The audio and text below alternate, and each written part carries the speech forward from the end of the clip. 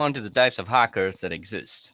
Now, we're going to be talking about the different types of hacking, and the first type of hacking that I want to discuss is ethical hacking and ethical hackers, which is really what we're going to be talking about through the rest of these lessons.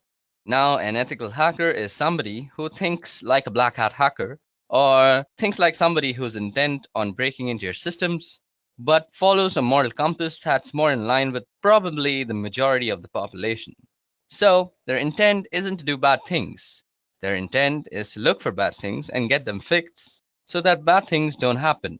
Ethical hackers aren't out to destroy anything and they're not out to break anything unless it's deemed to be acceptable as a part of the engagement and also necessary in order to demonstrate a particular vulnerability to the organization that they're working with. So, that's an ethical hacker, and there's a certification that's available from the EC Council. It's a certified ethical hacker, and if you find certifications valuable and this sort of thing is what you want to do, pursuing a certified ethical hacker may be something you might want to look into. Now, let's talk about black hat hackers. There's plenty of cases of black hat hackers through years, and let's talk about a guy in particular called Kevin Mitnick. This guy right here is a particularly good example, probably because he was a black hat hacker for a lot of his years. His goal was to cause mischief, to steal where necessary, and just to be engaged in the lifestyle of being a hacker and doing whatever was necessary to continue doing whatever he was doing. It crossed moral boundaries or ethical boundaries. And so Kevin Mitnick here was involved for well over a decade in computer crime and was finally picked up by the FBI, and he was charged and prosecuted, and he was eventually convicted of some of the activities that he was involved with. Now, you may be able to argue that Kevin is a gray hat hacker, and a gray hat hacker is somebody who kind of skirts the line between black and white hat hacking. And white hat hacking is really what an ethical hacker is. So instead of saying ethical hacker, you could say white hat hacker. It's the same idea. A white hat hacker is somebody who hacks for good. If you want to think of it like that, if you want to think of it as a good versus evil, and what they're really doing is they're in it for the technical challenge. They're looking to make things better, make things more efficient, improve them in some way. On the other hand, a black hat hacker is out for the money, for the thrill.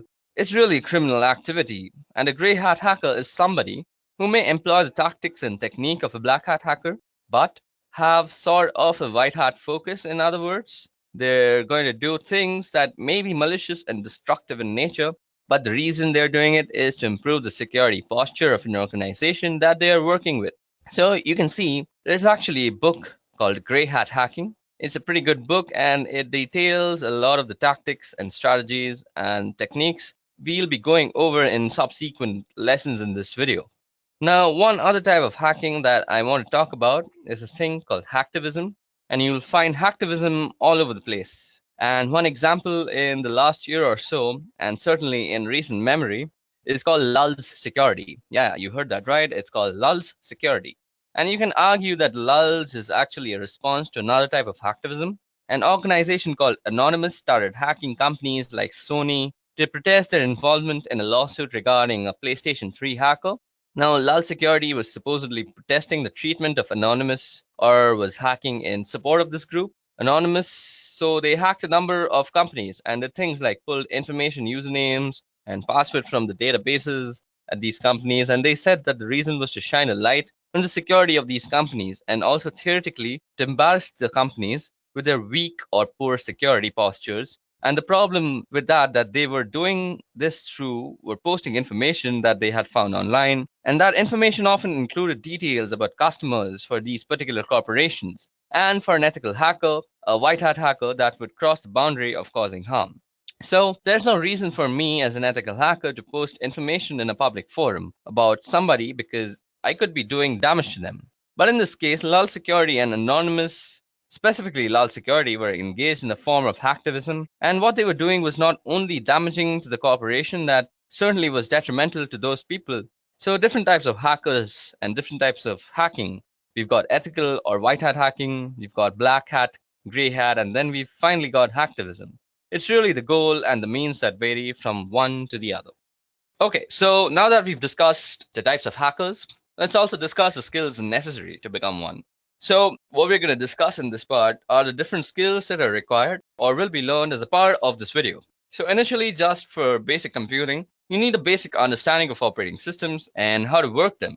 There are going to be several fundamental types of tasks that I won't be going into any detail at all, and you'll need to know how to run programs and do things like open up a command prompt without me walking you through and how to do that. So I am going to assume that you have some basic understanding of how to do these sorts of tasks. Also, you need an understanding of the basic system software, and you'll need a basic understanding of how to use command line utilities. There are a number of tools and programs that we're going to be going through this video, and many of them use the command line.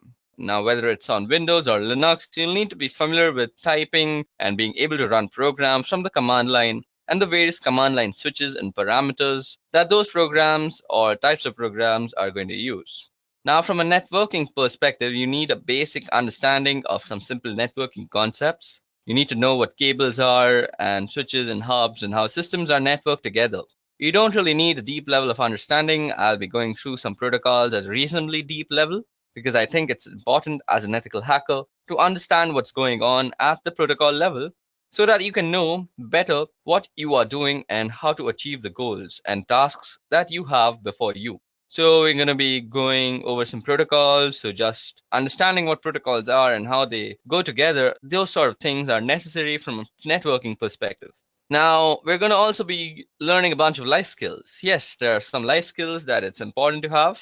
I think the most important one is the ability to accept failure and persevere. And by that, I mean you're going to be just running across several things that just don't work the first time around. And it's going to take a little bit of time and stick to itiveness to plug away and keep going until you get something to work. And the way that you get things to work is having an ability to problem solve. And sometimes solving problems requires being a little creative.